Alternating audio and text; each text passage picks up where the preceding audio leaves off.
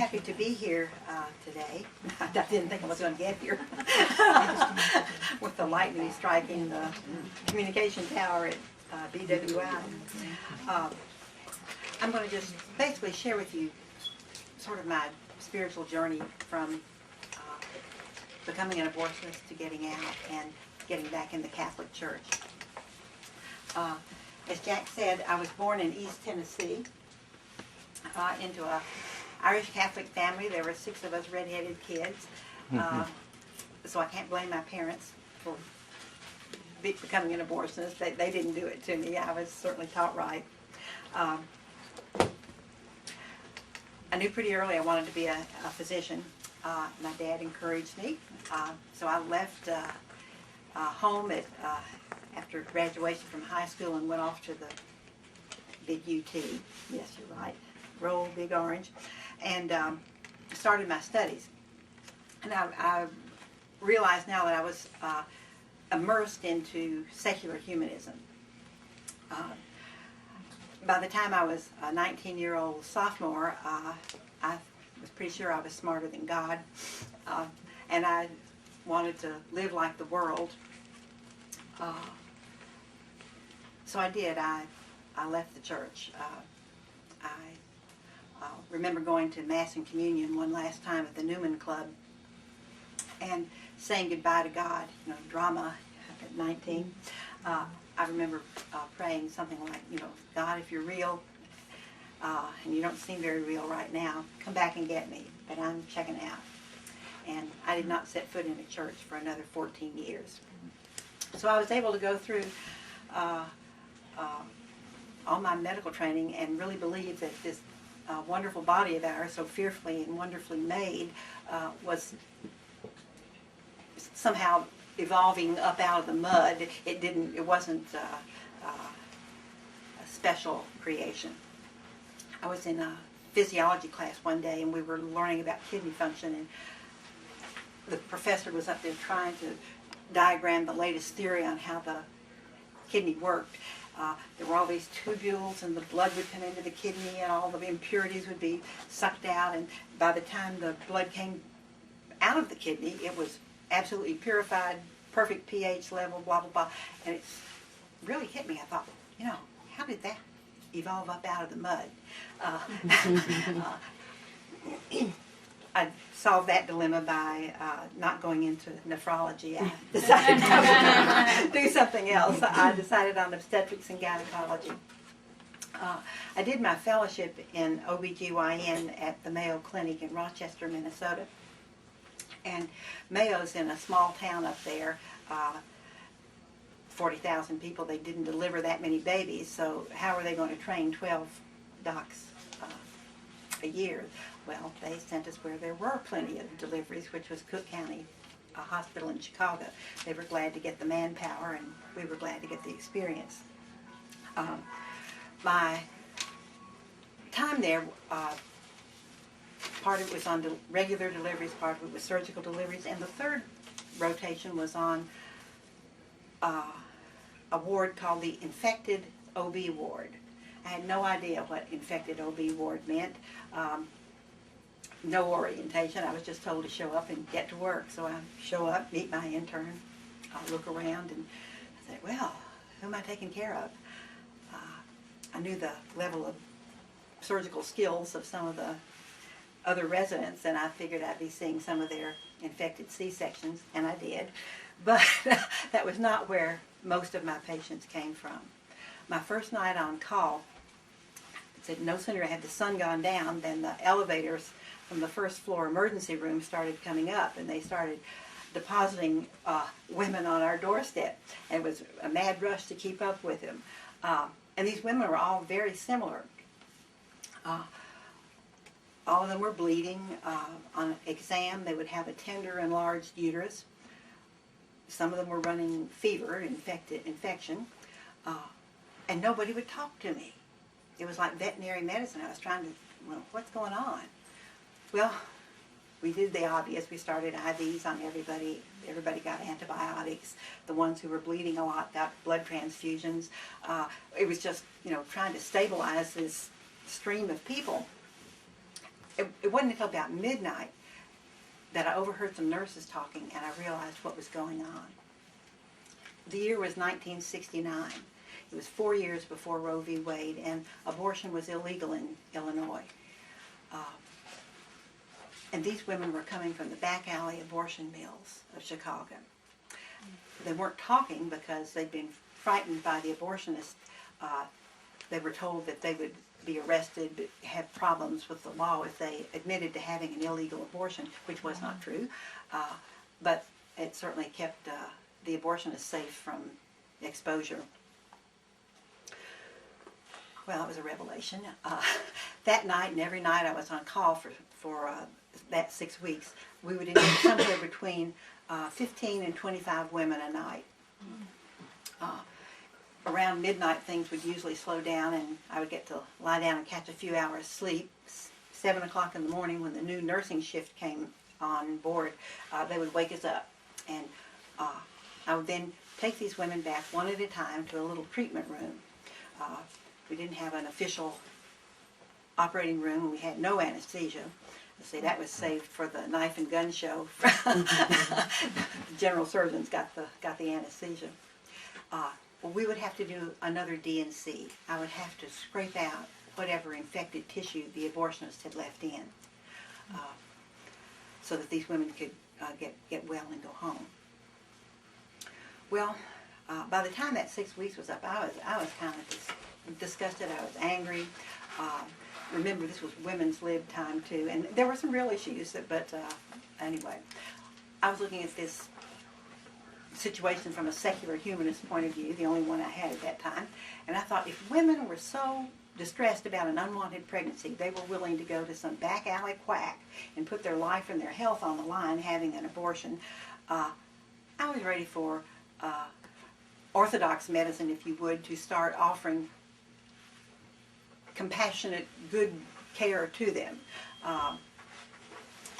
One of the worst things about that experience at the infected OB ward was how poorly the women were treated. They were talked down to, they were talked about, this is just the dregs of the world. And I thought that, they need to be treated with dignity. I'm really upset about this. So as I say, that was 69. In 1973, when Roe v. Wade came down, I was at that time practicing in Lexington, Kentucky. I could hardly believe my ears. What? It's legal in the entire United States for the entire 9 months of pregnancy, which it is. When my partner and I realized, yeah, it really was true, we bought a suction machine, and we started offering first trimester abortions to our patients who requested them. Okay, so 1974, big year in my life, very difficult one. My first husband had just finished his training, and he got the offer of his life in, of all places, Jackson, Mississippi.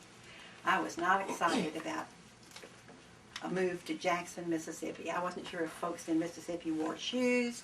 I wasn't particularly interested in finding out. They do. But I would have stayed in Kentucky and just let him run on following his dream, except we had 3 beautiful little boys. And I couldn't figure out how in the world I was going to raise them by myself. So with not a very good attitude, I packed up and moved off to Mississippi in the fall of '74. By January of 1975, I had opened up my first solo practice in OBGYN. Mississippi, very paternalistic. Anyway, it was me a woman get in a group of male physicians, not easily. So I'll just open my own business myself, and I did. And I started what was one of the most difficult years of my life. It was difficult because, number one, I was 600 miles away from all the people I really cared about, my family and my friends in Kentucky. I couldn't exactly lose myself in my work because I was brand new, starting out in a strange city, and it was slow building up my practice. I was mad at my husband, wasn't talking to him. One bright spot in that year was in the spring of '75. I met a group of people who were trying to open up an abortion clinic in Mississippi. This was 2 years after Roe v. Wade, '75. Not one freestanding abortion clinic in the entire state. We operate slow down in the South. Okay. They had everything they needed to open up a clinic, money and a place and equipment and all. They could not talk anybody into being the physician who would do the abortions. Well, I'm the new kid on the block, so they come and ask me if I'll do it. And I hesitated at first because I hadn't been in town long, but I realized this was pretty conservative. We're called the buckle of the Bible Belt. And the more I thought about it, I thought, well, you just ought to have the courage of your convictions. If they run you out of town on a rail, I'll go back to Kentucky gladly. Thank you. So I accepted their offer. And in the fall of 1975, I gained the dubious distinction of opening the first abortion clinic in the state of Mississippi. And we were busy almost immediately. We called ourselves Family Health Services. That's a real euphemism. Mm-hmm. We were run by a nonprofit board of directors composed of local citizens and clergy. And let's say we got busy quickly. Okay. 1975 finally came to an end. Some of you weren't even born then. I can tell by your faces. But I was doing like we often do at the end of a year, beginning of a new year, looking back and seeing, what kind of a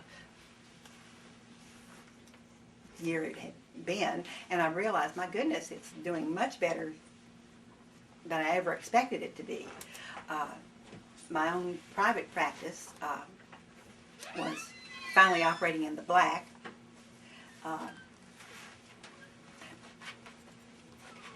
My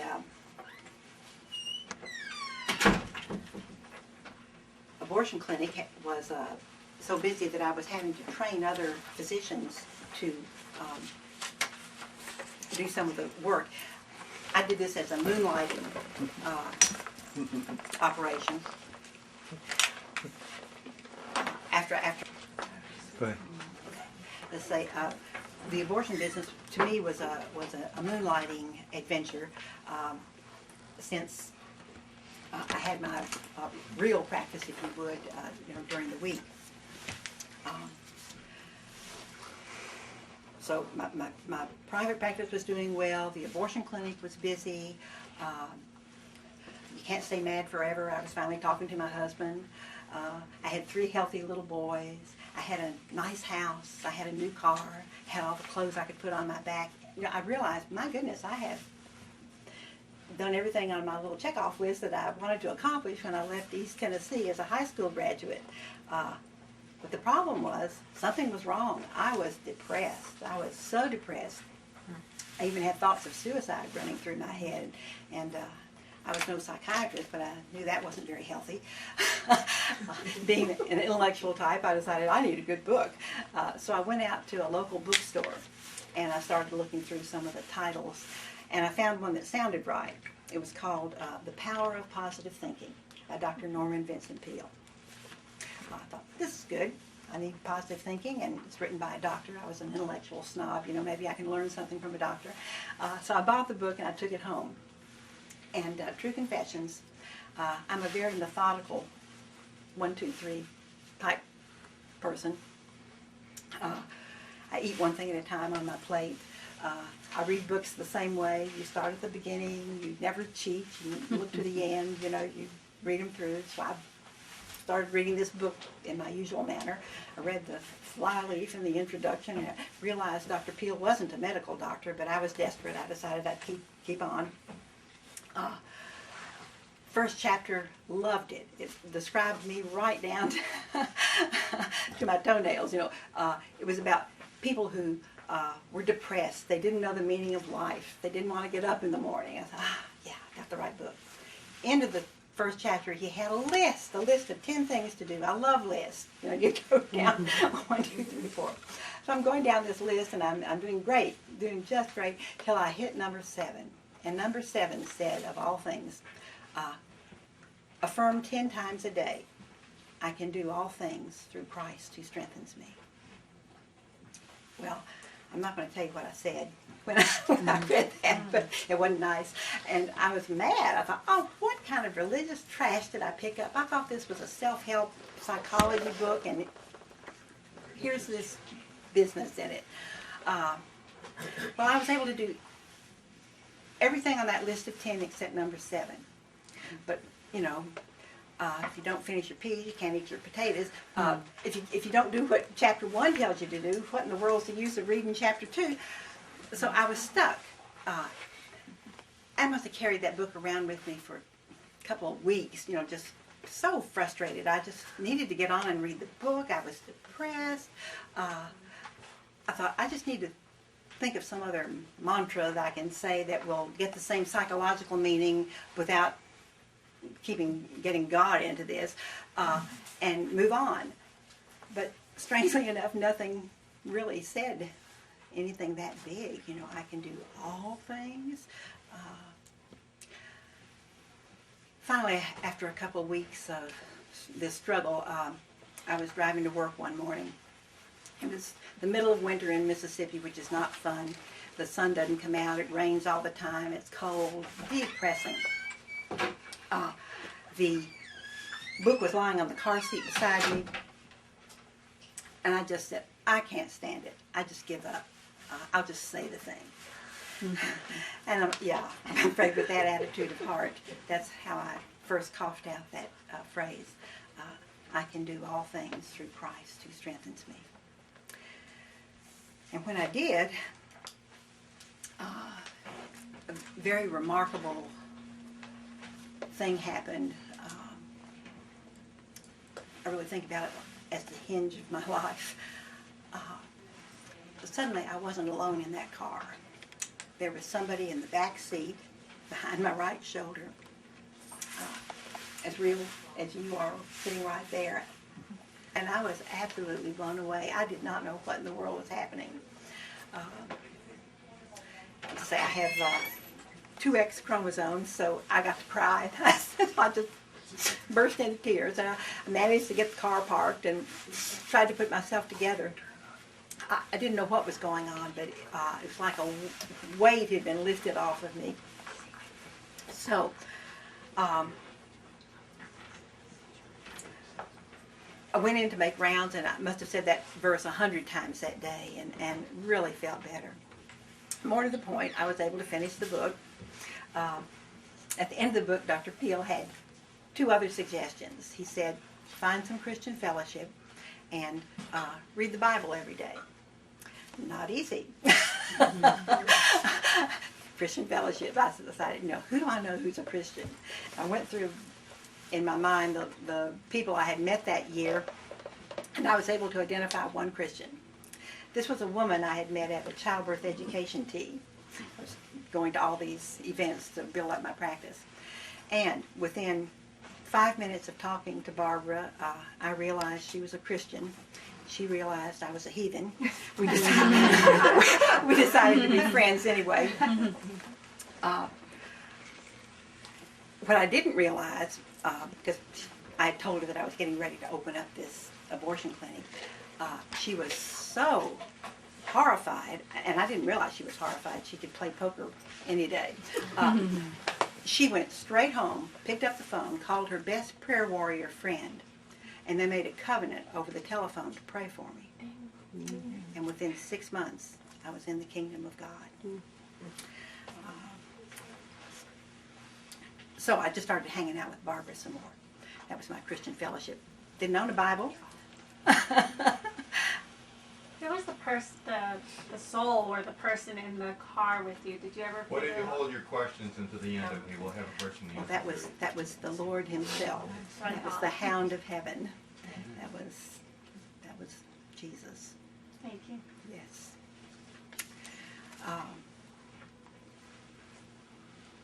So I needed to get a Bible. Didn't own one. Went back to the bookstore. There were 48 flavors. I bought one and I started reading it. And as Dr. Peel suggested, I started in the New Testament so you wouldn't get bogged down in all the Deuteronomy and Numbers and business. And I started out, of course, with Matthew, Mark, John. And strange things started happening in my life. One of them was that I was finding it more difficult to go down to the abortion clinic on my nights on call to do abortions. And this was odd. It had never bothered me before. And looking back, I realized what was happening was I was starting to look at what I was doing. There's a miracle recorded in the Gospel of Mark, I think it's the 9th chapter, where Jesus heals a blind man. The man is brought to him absolutely stone blind, can't see a thing. Jesus touches his eyes and he says, "Okay, what do you see?" And he says, "Well, I see men walking around, but they look like trees."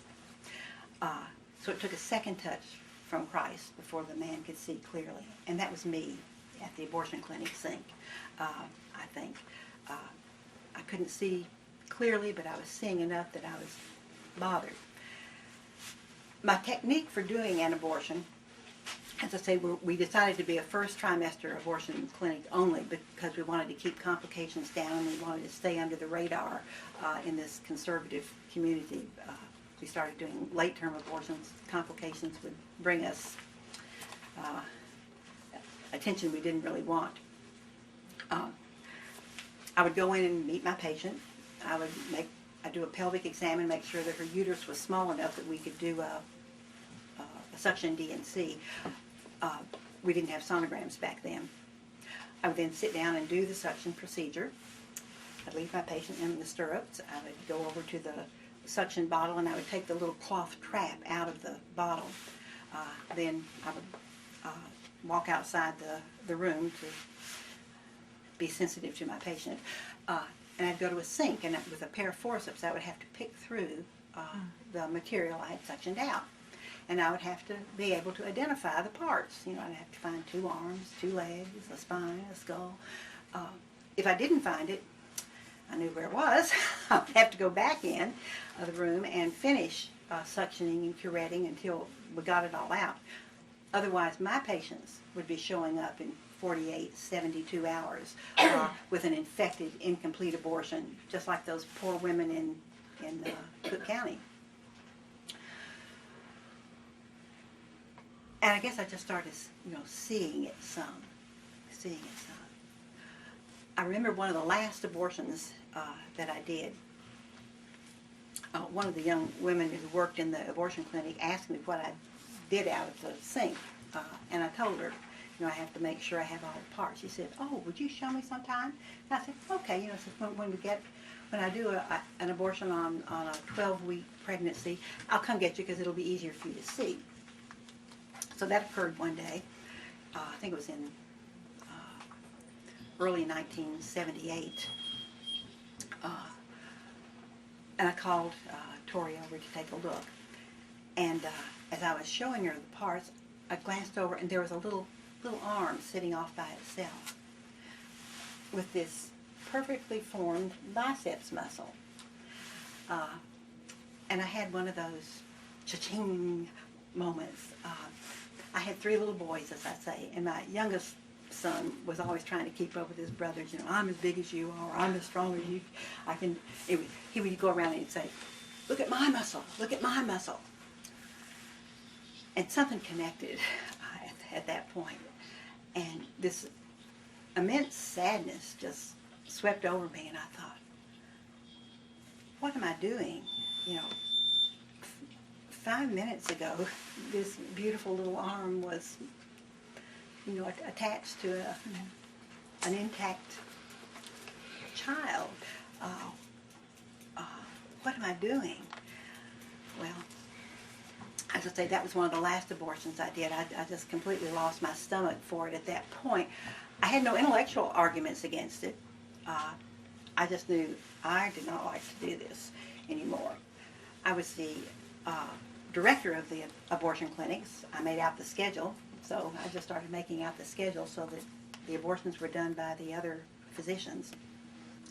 And they loved it because we got paid by the procedure, and they made a little more money. So by 1978, I had also started attending a Protestant church with a friend of mine, and sitting under the preaching of the Word of God and enjoying the fellowship. I really knew that the Holy Spirit was saying, join the church, join the church. But it was also bothering me about this abortion business, and I just thought, how can I go into the holiness of the church carrying this sack of abortion on my back? Nobody was preaching against it. The Protestant church had not waked up, I think, at that point, 78, about the sanctity of human life as they are today. But I felt like I had reached a crossroads in my life. I needed to go one way or the other.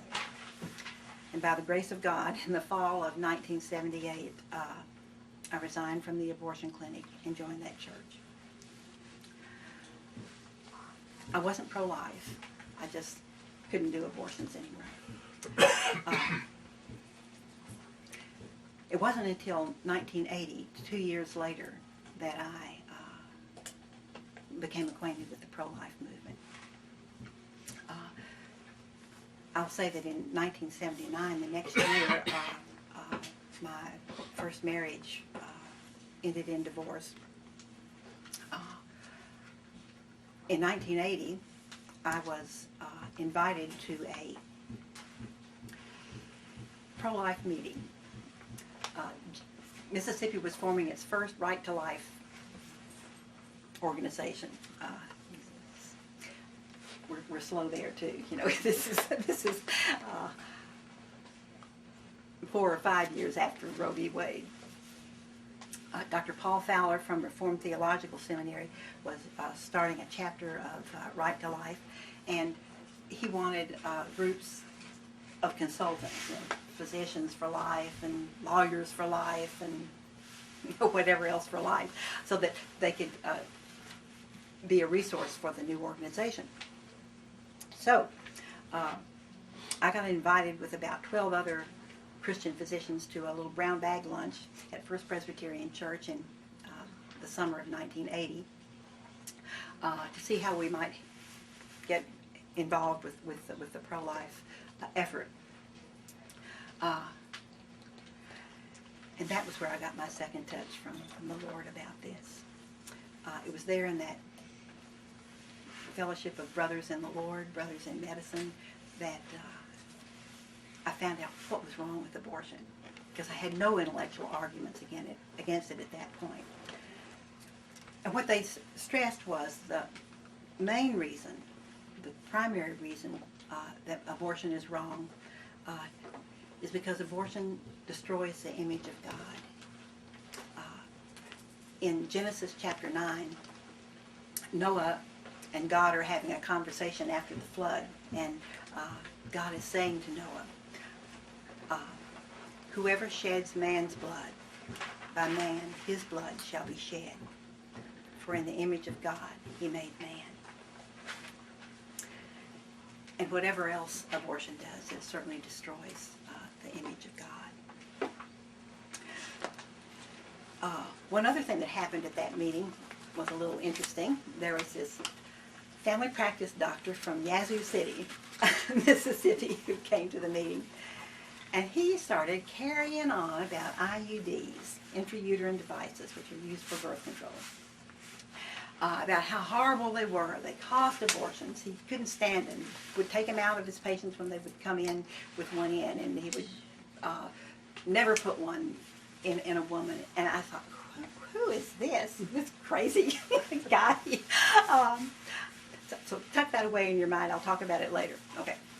When the meeting was over, I started talking to Dr. Fowler, and when he realized he had an ex-abortionist on his hands, he said, you know, we need to get you out talking pro-life. This is such an interesting story. I said, wait. I said, I know nothing about the pro-life movement. All I know is the other side. I said, I have a few questions, mostly the hard cases. What do you do about rape and incest? What do you do about medical problems in the mom where continuing the pregnancy is going to make her ill or kill her? What do you do about babies with birth defects? Don't you offer abortions and compassion in these circumstances? And he basically said, no. And then he had a really good conversation with me. I'm going to go over this quickly because if you're pro-life and you can't answer those questions, you're going to fold every time you get in a debate or a question. Okay. Rape and incest. Abortion does not unrape a woman. Amen. No matter what happens in terms of a pregnancy, the woman is going to have to deal with the trauma of the rape in her life, no matter pregnancy or not. And to tell a woman whose innocent body has been ravished by a rapist that the answer to her social problem, usually it's a social problem, is to destroy the innocent body that's inside her.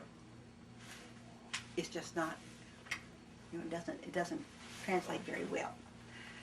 And Dr. Fowler also said, he said, do you believe in the scriptures? I said, certainly do. And he said, John chapter 1, in the beginning was the Word, and the Word was with God, and the Word was God. All things were made through him, and without him was made nothing that has been made. That includes children conceived in rape. The child conceived in rape is no less in the image of God than the child conceived in the marriage bed. So you know what you're supposed to do there. You certainly had a difficult situation, but that woman doesn't need an abortion. She needs acceptance. She needs care. She needs love and support while she gets through this difficulty. Medical problems in the mom, where continuation of the pregnancy is going to make her ill, and that does happen. I guess the classic case is heart disease. You know, if you have heart failure, if a woman has heart failure when she's not pregnant, to the point where, you know, moderate exertion, she gets short of breath. You bet when she's 7 months pregnant and the full workload of the pregnancy hits the heart, she's going to be short of breath doing just about anything except sitting on a chair. And depending on your worldview, your thought process, you can say, this woman needs an abortion. Or you could say, this woman needs to sit in a chair.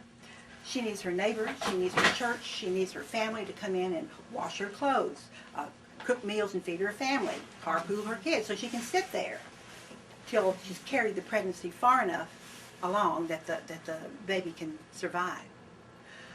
I like to think about it as a graph. If you have health going on the up and down axis, and you have time, 9 months, going on the horizontal axis, and you see the mom's health going down, down, down, down, down over that 9-month period of time, but you see the baby's chances of surviving going up, up, up, up, there comes a point where those two lines cross, they intersect. And that's the point that I would pray that I would recognize, you know, and that is the time not for an abortion, but for a planned early delivery. Now, depending on how early in the pregnancy or late in the pregnancy that intersection occurs, the baby will have a better or worse chance of survival. But even if the baby does not survive, you are making your medical decisions keeping in mind the truth that you have two patients. You're trying to pull, you know, the best outcome out for both of them. And you can plug anything into that equation you want to, cancer, etc. Okay, what about imperfect children? You know, what about Down syndrome children and spina bifida and all these difficult situations? Shouldn't we allow abortions in that instance? No. And this really blew me away. Dr. Fowler said, Beverly, we're all God's imperfect children. We're not the children he wanted. We're marred by sin. We anger him every day, insult him every day by our sinfulness. He had a perfect right to destroy his children, his imperfect children. But what did he do? He loved us. He sent his own perfect son to die for us, shedding his blood so that we could be adopted back into God's family. And with that as our model, we know how we're supposed to handle quote, imperfect children. They are a gift also. They are a gift. Okay. Well, after the meeting, I started getting out on the pro-life circle and doing some talking. But that Yazoo City family practice doctor was just nagging the heck out of me in my mind. IUDs, what in the world are you talking about? And I got to thinking, you know, because I was putting in IUDs, I was doing everything except abortions at that point. And I thought, well, how do IUDs work? You know, you don't even get into this, and you learn how to put them in safely, you learn what problems you might have, blah, blah, blah. But how do they work? Well, I will give you an illustration. One of my professors in medical school used to get up in front of us and mimic organs, and one day he said, I am a uterus. This is the body of the uterus. These are the fallopian tubes, and under the little fingers of the fallopian tube are the ovaries. Ovaries. Huh? Fimbriae. Fimbria. Yeah, Yes. fimbriae. Yes. Okay. Yes. How does pregnancy occur? Well, here's this ovary which pops out an egg. It's picked up by the little finger ends of the tube, and it starts its journey down the tube. Sperm are left in the birth canal. They come up through the cervix. Half of them go right, half of them go left. You know, men don't ask directions.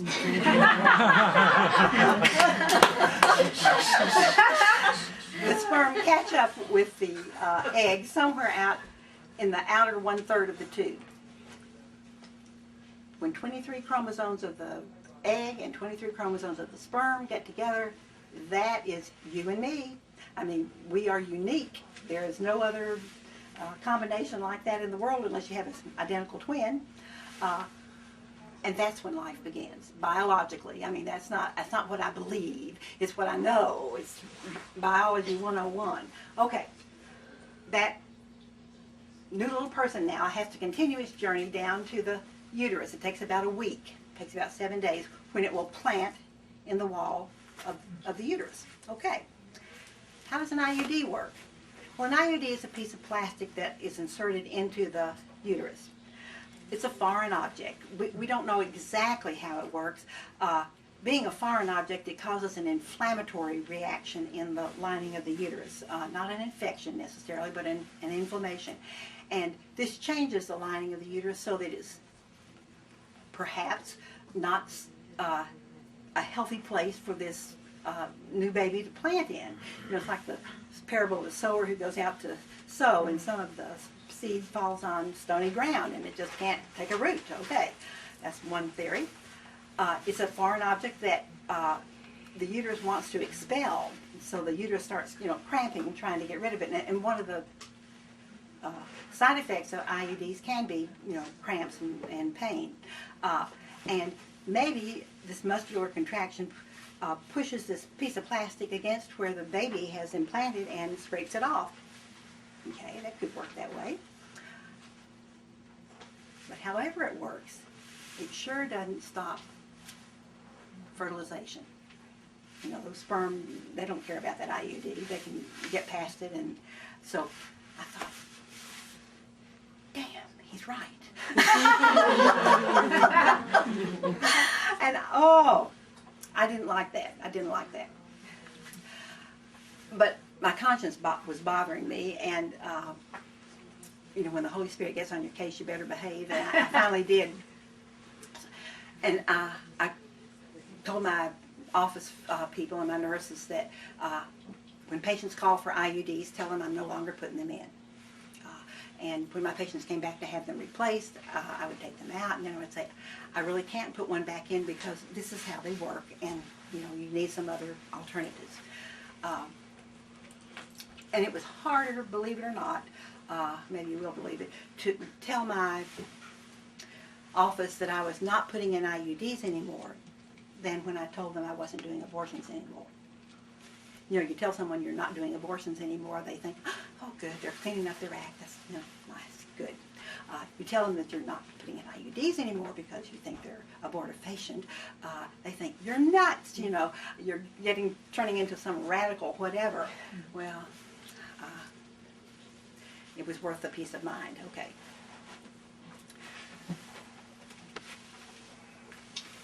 As I say, in 1979, I became a single mom of 3 little boys, and in 1982, I met Roy, and we got married in 83.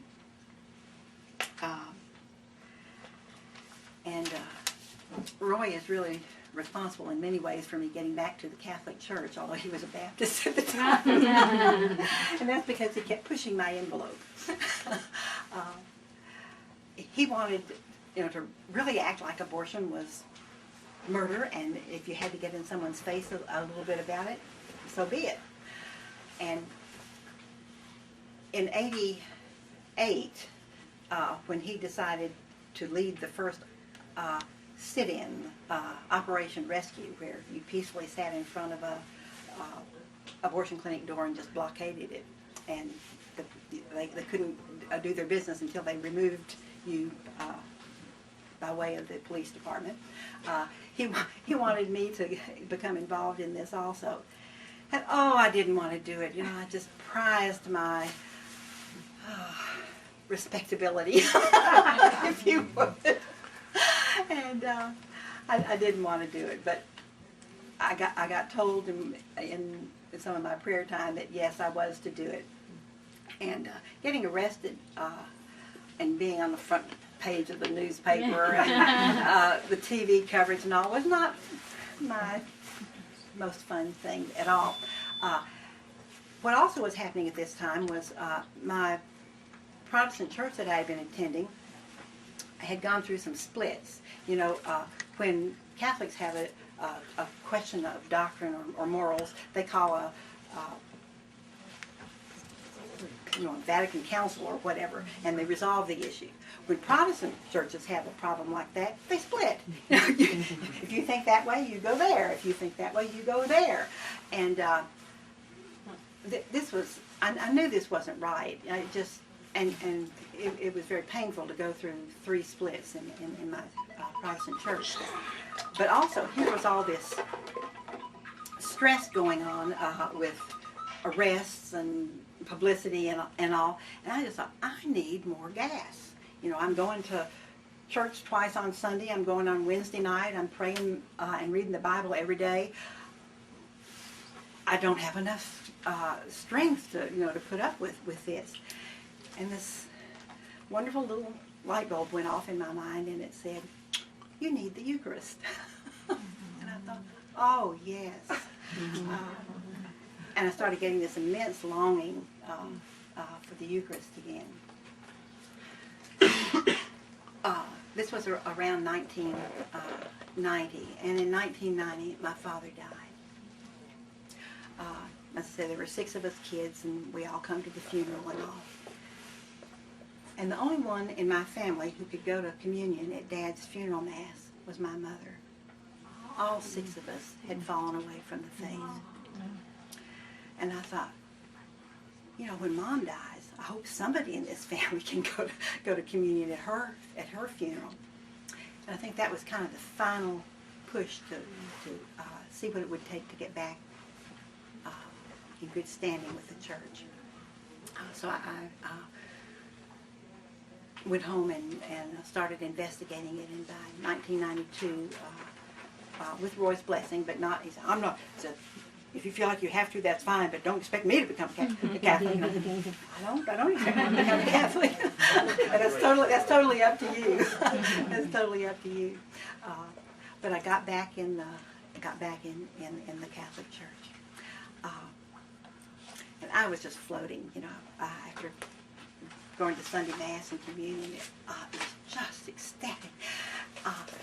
And Monday I went to work, and my first patient that walked in was a married woman who needed her pills refilled. And I thought, what do I do here? Well, by then I was used to the Holy Spirit giving me a hard time. So I just said, I'm going to do the right thing. So I did not refill her prescription. We fortunately have a wonderful Billings ovulation natural family planning program in Jackson, and I was their best referral source. I started telling people why I wasn't doing it. I mean, it was a great evangelism thing. It took a heck of a lot of time. I was late getting on a lot, having to talk to people to explain it, but that was definitely the right thing to do, and great peace. Okay.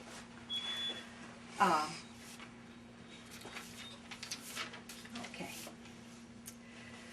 So over the ensuing years, as God has forgiven me a lot of things.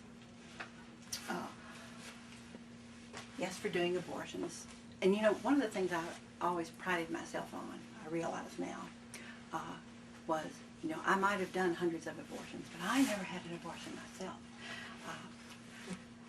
But I did take the pill for about 10 years, the birth control pill.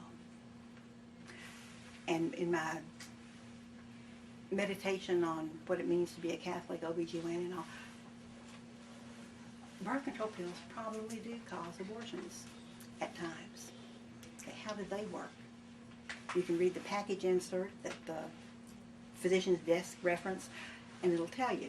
They say there's 3 ways we think this works. Okay.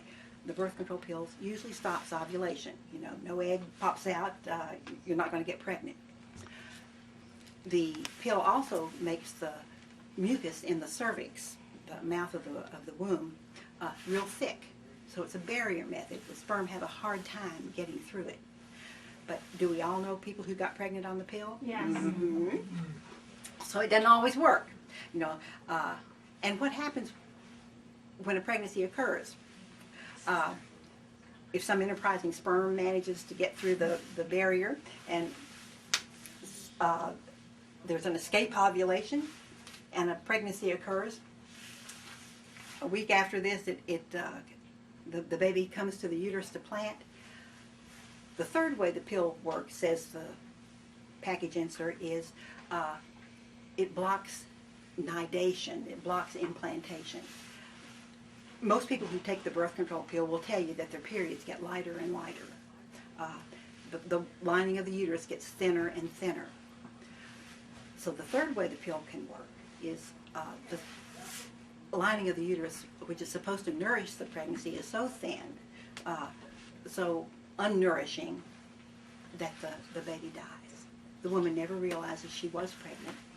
The microscopic little body just washes out with the menstrual flow, and you never knew.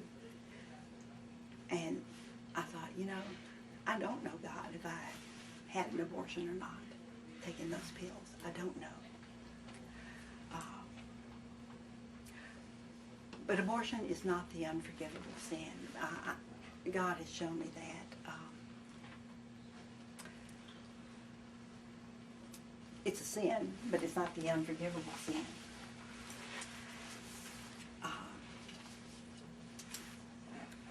Mississippi is now down to 1 abortion mill. You know, I brought abortion first brought it to the state. And what I'm praying for is, by the grace of God, to let me live long enough to see when that last abortion clinic closes. So thank you for your attention.